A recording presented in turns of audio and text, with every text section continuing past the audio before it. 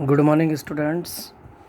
हमने last class में attitudes and reports तक पैसेज पढ़ लिया था। तो नेक्स्ट आज हम नेक्स्ट पैराग्राफ पढ़ेंगे। The route lay through one of the richest of India's agricultural areas. यह मार्ग भारत के सबसे धनी कृषि क्षेत्रों में से एक था। यानी धनी से मतलब है जहाँ सबसे अधिक कृषि होती थी। This was the plain of the upper Ganga river. यह गंगा नदी के ऊपर का मैदान था। 1000 फीट अबोव सी लेवल, समुद्र तल से 1000 फीट की ऊंचाई पर, बट ट्रॉपिकल लेकिन गर्म प्रदेश था। The Ganga was brown silt.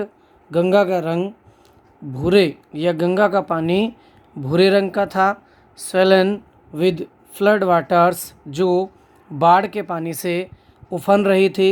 It's overflow, इसका प्रवाह। Inundating thousands of acres of rice, इससे या इसने हजारों एकड़ ज़मीन को डुबो रखा था। To the north were jungles, इसके उत्तर में जंगल थे या इसके उत्तर में जंगलों का विस्तार था। ग्रेट एक्सपेंसेस ऑफ ग्रास, बड़ी बड़ी घास। हायर दैन ए मैन्स हेड, मनुष्य के सिर से ऊपर या मनुष्य के सिर की ऊंचाई की अपेक्षा अधिक ऊंची थी। एंड और unbroken except for an occasional clump of trees, और जिनमें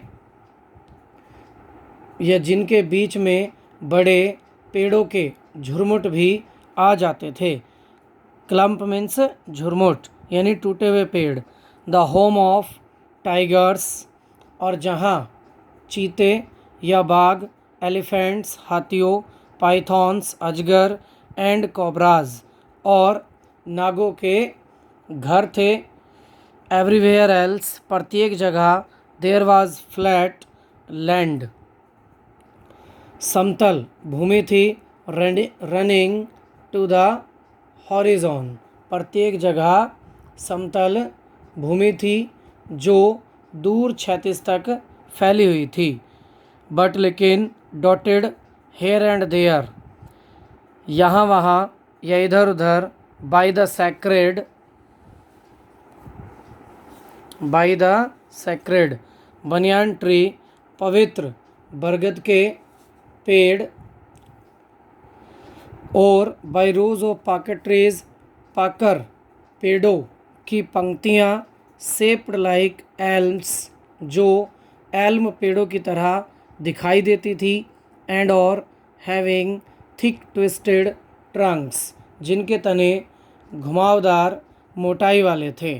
hot humid air was moving in from the south west, गर्म और नमदार हवा दक्षिण पश्चिम से चल रही थी।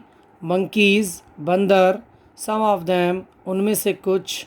मदर्स बंदरियाँ थीं। With babies clinging to them, जो अपने साथ अपने बच्चों को चिपकाए हुए थी। एंड और राइडिंग अंडरनेथ, वहाँ नीचे घूम रही थीं। या swing of trees at the stations looking for food, और भोजन की तलाश में स्टेशन पर कूद जाती थीं। उनमें से कुछ बंदरियां थीं जो अपने बच्चों को साथ लिए हुए थीं और स्टेशन पर खाने की खोज में पेड़ों से उछलकर आ जाते थे। द विलेजर्स, वे गांव। वी पास्ड, जिनसे हम गुजरे थे।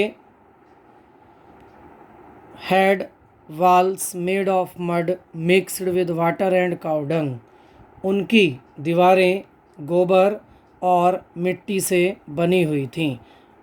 दियर पीक्ड रूफ्स वर थैच्ड, और उनकी नोकदार छतों पर छप्पर थे।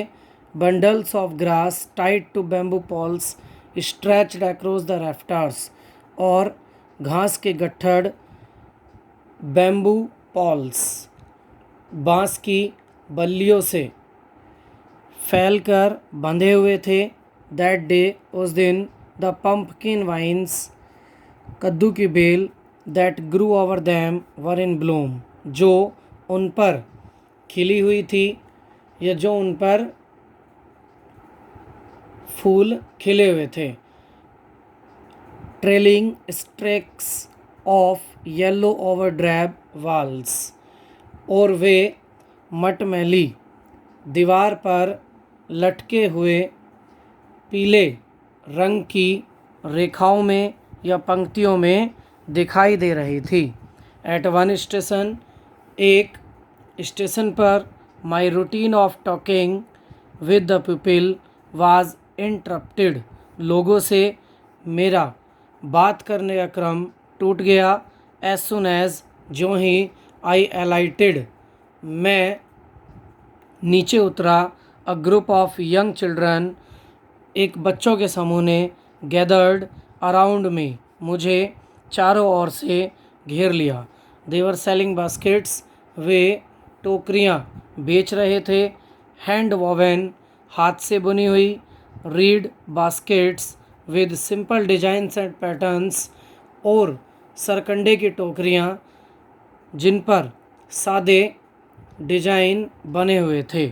They held the baskets high, वे टोकरियों को ऊंचा उठाए हुए थे। साउटिंग वर्ड्स, और ऐसे शब्दों में चिल्ला रहे थे। आई डिड नॉट नो, जिन्हें मैं नहीं समझता था, बट लेकिन, कन्वेइंग अनमिस्टेकेबली दियर डिज़ायर, लेकिन उनके शब्द उनकी इच्छा को प्रकट कर रहे थे।